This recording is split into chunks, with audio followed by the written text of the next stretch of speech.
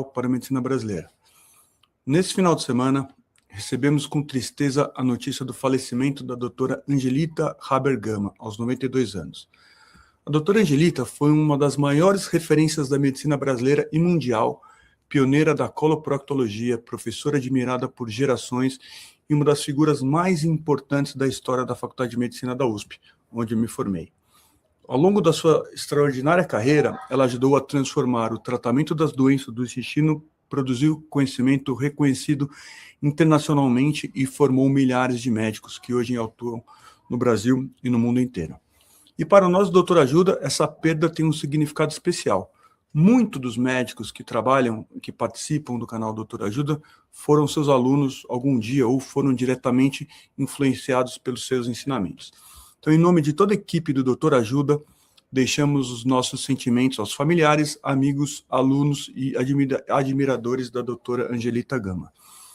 Existem médicos que cuidam de pacientes, existem professores que formam médicos, e existem pessoas raras, como a professora Angelita Gama, que mudam os rumos da medicina.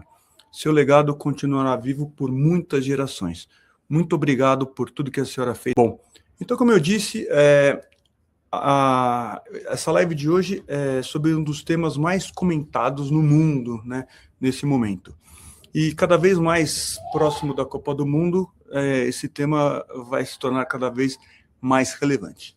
Então, a lesão muscular sofrida pelo Neymar nas vésperas da Copa do Mundo, será que ele joga? Quanto tempo demora para recuperar?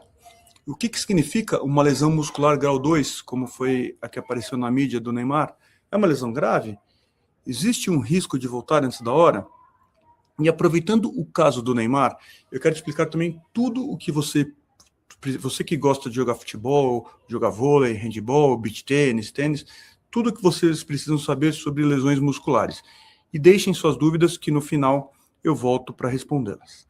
Bom, então vamos lá. Segundo as informações divulgadas pela equipe médica da seleção brasileira, Dr. Rodrigo Lasmar, o Neymar sofreu uma lesão muscular grau 2 na panturrilha direita.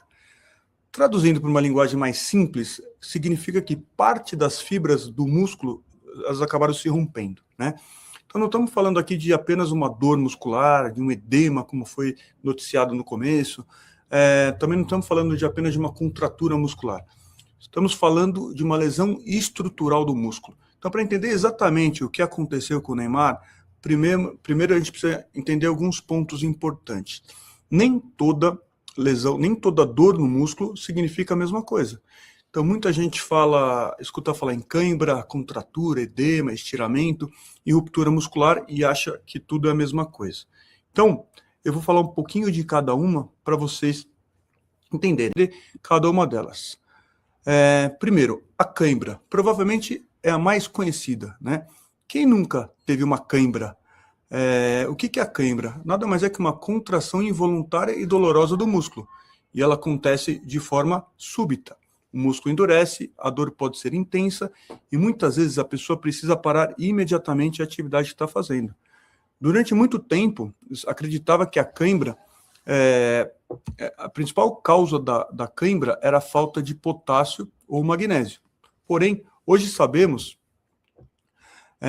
que a principal causa parece estar relacionada à falta de preparo físico e à fadiga muscular. Por isso, temos tantas cãibras nos minutos finais das partidas do futebol atualmente. O importante é entender que, normalmente, a cãibra ela não provoca uma ruptura de fibras musculares, como a gente vai ver em outras lesões. O músculo está funcionando mal temporariamente, mas não está totalmente rompido da musculatura. Bom, já a contratura muscular ela é um pouco diferente. A contratura muscular, a gente tem quando o músculo, na contratura muscular, o músculo permanece excessivamente contraído por um período mais prolongado. Ele fica duro, ele fica endurecido, doloroso, pesado. Então a gente tem aquela sensação de rigidez no músculo. E é muito comum, após excesso de treinamento, uma recuperação inadequada, noites mal dormidas, um aumento brusco na carga de exercícios. Ao contrário da cãibra, que costuma durar poucos minutos, a contratura pode durar dias, né? Depois da contratura, nós temos o edema muscular. O que é o edema? Edema, na nossa língua, na medicina, na literatura, significa inchaço. Então, quando a gente tem edema, tem a presença de líquido, né? Então, quando o músculo sofre uma sobrecarga durante uma atividade, tudo pode ocorrer um processo inflamatório. E esse processo inflamatório aumenta a quantidade de líquido dentro do tecido muscular. E é isso que muitas vezes a gente vê na ressonância quando o laudo fala em edema muscular, que foi noticiado sobre a lesão do Neymar no primeiro momento. Muitas vezes tem dor, mas ainda não existe uma ruptura significativa de fibras. E por fim, chegamos ao estiramento e à ruptura muscular. Eu gosto de falar do estiramento, que ele acontece quando o músculo é alongado além da sua capacidade normal.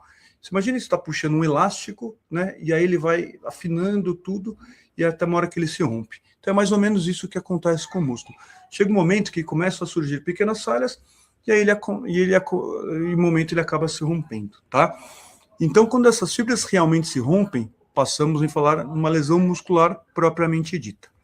Então, eu coloquei aqui uma foto da anatomia da panturrilha para mostrar a localização, né, da panturrilha, o que a gente tem na panturrilha, qual que é a principal lesão, provável lesão do Neymar, e aí a gente vai falar dos graus de lesão muscular mais para frente. Mas como é que essas lesões acontecem? Bom, na maioria das vezes, elas ocorrem durante aquilo que chamamos na medicina de contração excêntrica. O que é isso? É quando o músculo está produzindo uma força e ao mesmo tempo que ele está sendo alongado. Então a gente está contraindo o músculo, mas ele está sendo alongado. Então a gente chama isso de contração excêntrica. Isso acontece muito durante as arrancadas, na mudança de direções, frenagens, saltos e chutes. Então são movimentos extremamente curtos, são movimentos extremamente comuns no futebol. Por isso que as lesões musculares são as lesões mais frequentes no esporte, nesse esporte que é o futebol. Então, a lesão mais comum no futebol é que acontece na musculatura atrás da coxa, nos posteriores da coxa, também chamado de isquiotibiais, que representam cerca de 35% a 40% das lesões musculares. Em segundo lugar, estão os adutores da virilha, que são aqueles músculos que ficam aqui na virilha, que é responsável pelo aquele movimento, né, de chapa, né, o cruzamento de lado, assim, muitas vezes machuca nesse momento. Em terceiro lugar, a gente tem a lesão do quadríceps, que acontece em torno de 15% dos casos. O que é a lesão do quadríceps? É quando a gente tem aquela lesão na parte da frente da coxa, né? Então, a gente usa muito o quadríceps na hora do chute, né, de explosão, que geralmente acontece essa lesão num dos músculos do quadríceps. E essa lesão que o Neymar teve, que é a da panturrilha, ela ocorre em aproximadamente 10% das vezes. Então, boa parte das lesões musculares do futebol acontece nesses 4 grupos musculares, né? Mas a panturrilha ela tem uma característica interessante, né? Ela costuma ser uma região um pouco traiçoeira. Por quê?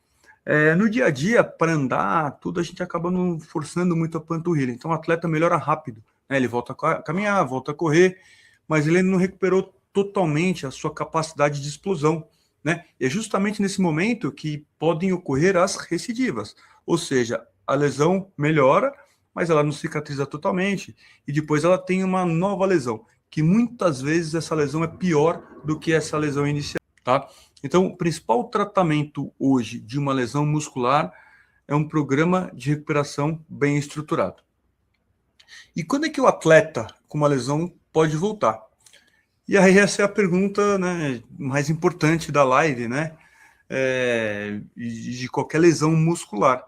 Então, não é uma ressonância magnética que vai liberar o atleta, né? Não é a imprensa que vai liberar o atleta, nem a torcida, né? Você vê a internet falando Neymar, vai jogar, não vai. Então, quando é que o atleta pode retornar? Quando ele recupera totalmente a sua função. Então, quando ele consegue correr, consegue saltar, consegue frear, acelerar, mudar de direção, executar todos os movimentos do esporte sem dor e sem limitação, tá? Então, agora que a gente entendeu tudo isso, fica um pouco mais fácil entender o caso do Neymar. Se eu tivesse que resumir toda essa live em uma única frase, seria a seguinte: o desafio não é fazer o Neymar voltar rápido, não é. O desafio é trazer o Neymar voltar no momento certo, bem com pouco risco de ter uma nova lesão. E assim, a Copa do Mundo, ela é uma competição de tiro curto, né? A gente tem no começo um pouco mais espaçado, 6 dias, mas geralmente a cada 4, 5 dias tem um jogo. Então, se tem um estiramentozinho, um edema, alguma coisa, não tem tempo de recuperar. Então, então tem que tomar muito cuidado. Bom, quem já teve uma lesão muscular tem risco de ter outra? Ótima pergunta, Fábio. Quando a gente tem uma lesão muscular, a gente tem uma ruptura, né? A gente tem um tecido de cicatrização, a gente chama isso de fibrose. A fibrose, ela não é o mesmo tecido do músculo, né? Então, quando a gente tem uma lesão, a gente tem que reabilitar muito, porque para a musculatura que está ali em volta, tudo, fazer, né, suprir aquela perda da musculatura que você tem ali. Então, quando você tem uma lesão muscular, você tem uma área de fibrose, você já tem uma área do músculo mais enfraquecida. E isso aumenta a chance de você ter uma lesão muscular. Por isso que é fundamental uma reabilitação bem feita, né? Para você ganhar força, ganhar função no músculo, para minimizar o máximo o risco de ter lesão. E quanto mais grave a lesão, né, mais risco de você ter uma lesão no mesmo músculo. E outra coisa, quando você tem uma lesão muscular, você também aumenta o risco de ter outras lesões, né? Porque você acaba, muitas vezes, durante a corrida, durante o exercício, você acaba protegendo um pouco aquela lesão, aquele músculo que lesionou quando você está voltando, e você acaba tendo uma sobrecarga em lesões ao redor. Então, uma lesão muscular, ela tem mais risco de ter uma própria lesão no mesmo músculo ou, eventualmente, em outros músculos. Só voltando agora para finalizar sobre o Neymar, de novo. O foco aqui foi a lesão muscular do Neymar, que eu te falei, pela parte médica, pelo que foi descrito, pelo tipo de lesão que ele teve, essa lesão grau 2, que é uma lesão de algumas fibras musculares, uma lesão parcial, né? E tá tudo dentro do que é preconizado pela medicina esportiva hoje para um atleta de alto impacto. Então, o tempo de recuperação tá ótimo, né? Então, depois desse período, teoricamente, ele vai estar em condições de participar da Copa do Mundo.